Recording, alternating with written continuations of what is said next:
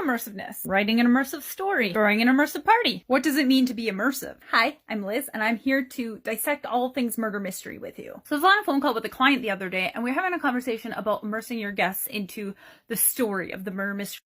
And it took me until just that moment to realize how subjective the word immersive is, but also how dynamic you can be with immersiveness. So she had told me that she did not want a very immersive theme. She didn't want a lot of decorations and elaborate costumes and something that would transport you into another era, another universe, another world, which, yeah, those things are very immersive. When your guests can walk through that door and be taken to another time and place, you are immersing them with all of their senses. And I promise you, if you put the effort in, they will be transported.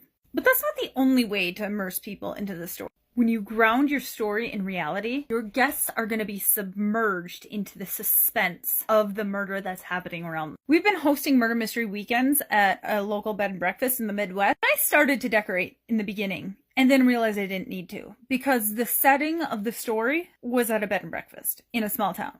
In fact, the setting of the story was at that particular bed and breakfast in that particular town. And I absorbed some history of the town. I got to know the town. I explored the town and the bed and breakfast and the building so that I could plant those pieces into the story and the guests are confused by the blurred line of reality and make-believe. Obviously, the characters are silly and caricature and very fake, and the scenario is very silly and very fake, but the world around them is real. And by all means, you can have the best of both worlds. Immerse them in theme, immerse them in story, immerse them however you feel creatively compelled to do. I don't have a knack for decorations, I wish I did.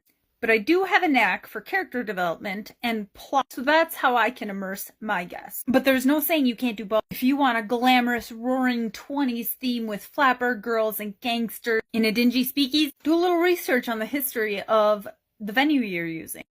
Can you tie that into 20s? Or maybe the town. Can you look back to the 1920s and see if there's any bootlegging stores? You can absolutely immerse your guests in story and theme and surround them by this whole universe you create. The sky is the limit. So get creative. Happy sleuthing.